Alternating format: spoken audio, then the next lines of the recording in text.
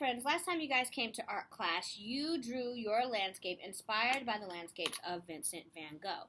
You drew different sections, and you have your foreground and middle ground and your background, and you might have added some trees or other fun details to make your landscape unique. In my landscape, I have sky, I have 1, 2, 3, 4 hills, I have a little path of water, and I have 2 trees, and we've already filled up our land and sky with lots of strokes.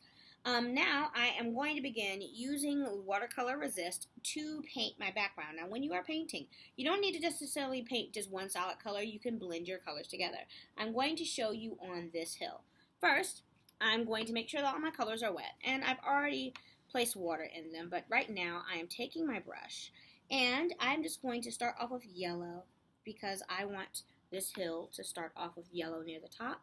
And then I'm going to gradually add some green. I might even make blue work in here. Let's see what happens. So I'm painting yellow right over the top of this hill.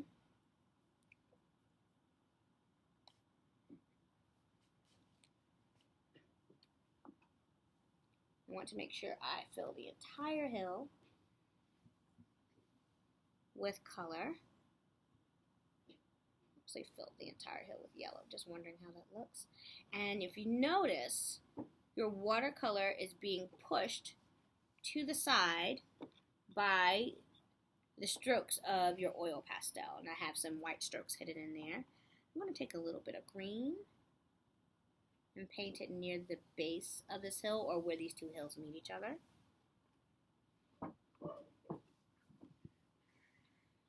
You might have noticed that whenever 2 forms are meeting, that's where the shadows happen, and that's where lines are formed. So I have 2 hills meeting, and so I am adding some more green to create the illusion of some depth. I'm going to go to my next hill, and I'm going to do the same thing. I'm adding some yellow over the grass of that hill. I think I want this mostly yellow. I kind of like the way that looks right there.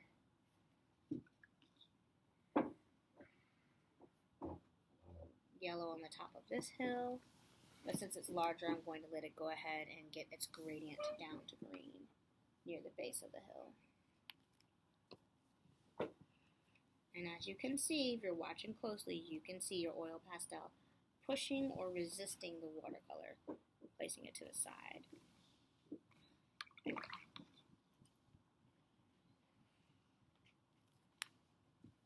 Some yellow over this area of grass.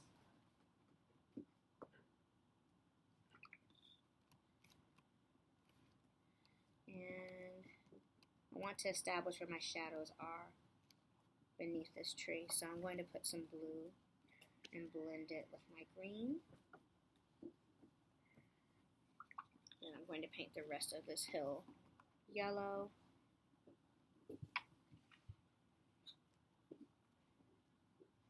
And I'm going to let my paper absorb all of this wet paint.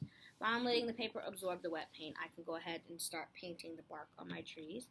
And you can make your bark any dark color you want. It doesn't necessarily have to be brown. You could use purple, you could use dark blue. As you remember, we were looking at Vincent van Gogh's landscapes and how he used his imagination to make the colors just pop in his paintings.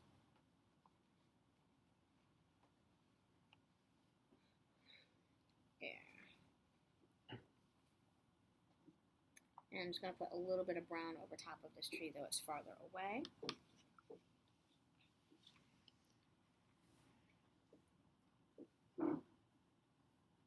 Painting the foliage on my trees. For those of you who don't recall, the word foliage it's just a word to describe the leaves on a tree. So I'm painting the foliage on my trees.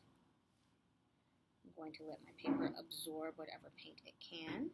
There's a lot of oil pastel being used on this paper, so there's a lot of resisting happening. So I'm going to let my paper absorb what it can.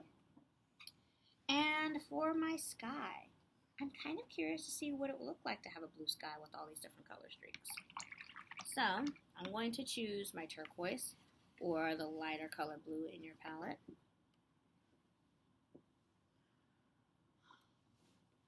And I'm just painting my streaky sky blue.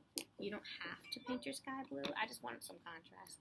My original plan was to make the sky orange, but I want to see what it would look like with some contrast to make it more interesting.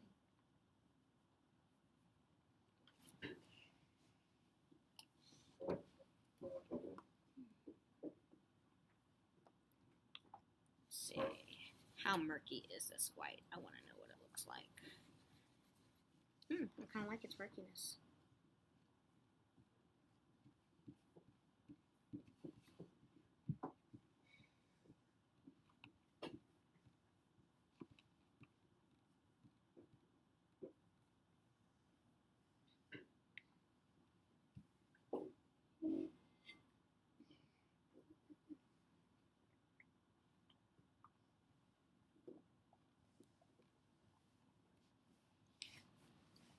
Alright, I think I want to add a bit of shadow beneath that tree. I'm going to use this dark blue to place some shadow there. Oh yeah. And add some more dark blue to the ground to place shadow beneath this tree. I think I want to bring out that orange some more, but I don't want it to be exactly the same orange. So I'm just going to blend some orange directly over top of my orange areas. But other than that, I really like this painting. Let's see what you guys are going to do with your own landscape paintings inspired by Vincent van Gogh.